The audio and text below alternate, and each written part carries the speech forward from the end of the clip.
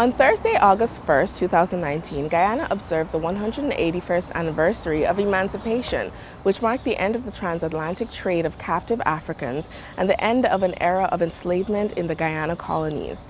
The dehumanizing practice of slavery now behind them, people of African descent were free to raise families, to develop communities, and to pursue their own social, political, economic, and cultural interests.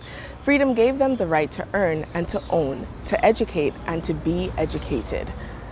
President David Granger, 181 years later, said that education, next to economic liberation, is the greatest gift of emancipation. Emancipated Africans viewed education as the gateway to their futures, and the president believes that it remains critical to bring about equality. Education, he said, is the best investment the government can make in preparation for the nation's future development. This is government in action.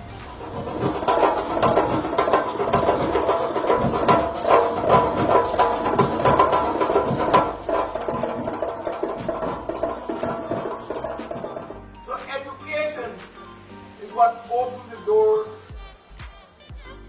to all Guyanese to become the best that they could be. Professional development, in public education, in academia, in public administration, public health. These African Guyanese who took hold of education were able to contribute more and more to the development of this country. In diplomacy, in business, in the arts, engineering, in law enforcement, legal services.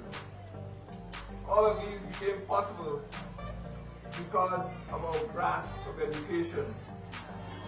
My brothers and sisters, every citizen, every Guyanese has a right to education.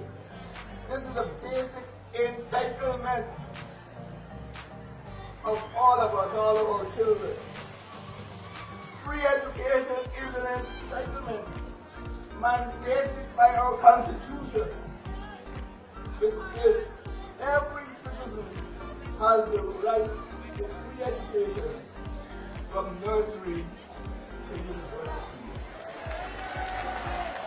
The education nation, the head of state said, will be made possible by Guyana's imminent oil and gas revenues. Our expected petroleum revenues, apart from what will be devoted, to our sovereign welfare fund, our expected petroleum revenues will help us to restore free education in accordance with our Constitution.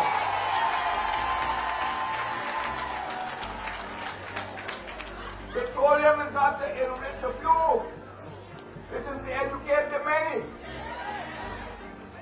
Let that be understood, that those resources belong to future generations, and future generations will benefit, will profit from being educated. This must be an educated nation. It must be a nation of a few rich people and many poor and uneducated people. There must be a school in every village. This national decade of development I speak about must ensure that at least one primary school is established in every village. One village, one school. I want to see a primary school in every single village.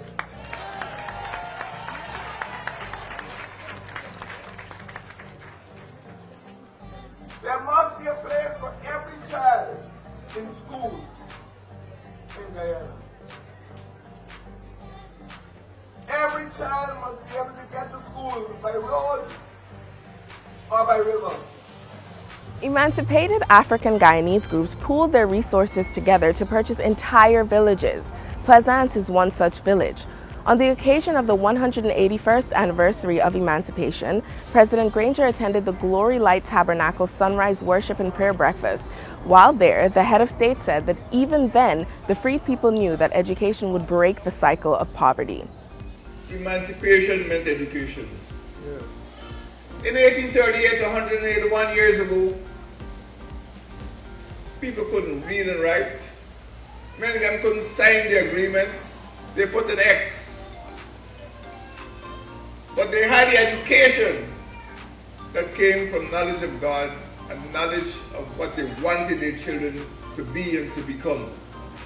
They wanted to improve themselves, and they wanted to provide a future for their children. And it was education that unlocked the opportunities, which freed them from this cycle of poverty. You know, poor people have poor children get poor children, and so it goes on. But once you break that cycle through education, educated people will have educated children, and so the world progresses. President Granger went on to encourage the pastor and congregants of the Glory Light Tabernacle to ensure that children have all they need to complete their education. What does that tell you? Church and school are like husband and wife. They're not meant to be separated. And every church must try to adopt a school or have a school or establish a school, erect a school. Let us not see church in isolation or school in isolation. Let us see the upbringing of the child as being one experience, one holistic experience, combining church and school. This is one of the lessons of emancipation our forefathers taught us 18 decades ago. And this is a lesson that we must bequeath and teach to our own children.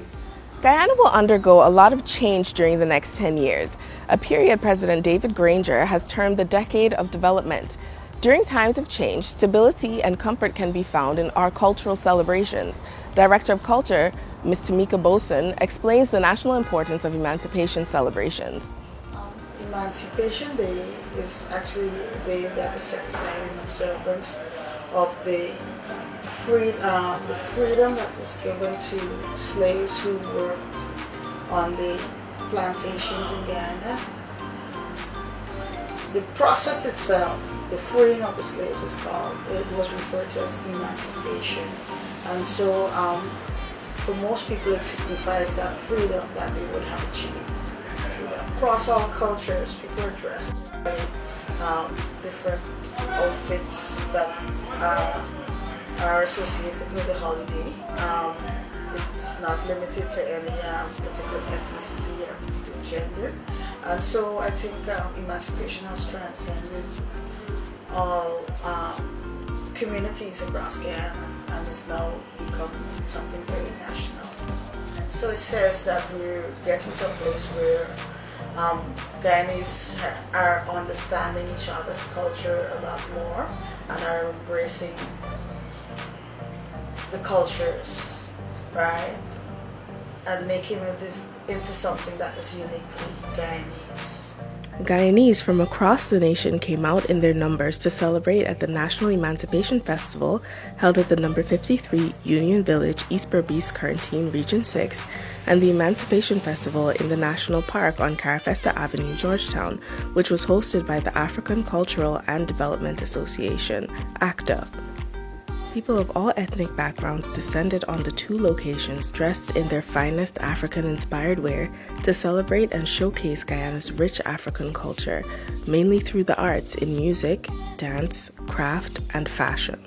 At the booths, they showcased their artistic work enthusiastically, taking breaks to observe other expositions of handmade crafts. Traditional cultural foods, works of art, and crafts were the main attractions as they boldly showcased the richness of African culture. Musicians came out and primed the festive atmosphere with the steel pan and traditional drums. Families and friends engaged in this lively festival as they celebrated the 181st anniversary of the emancipation from the hold of slavery.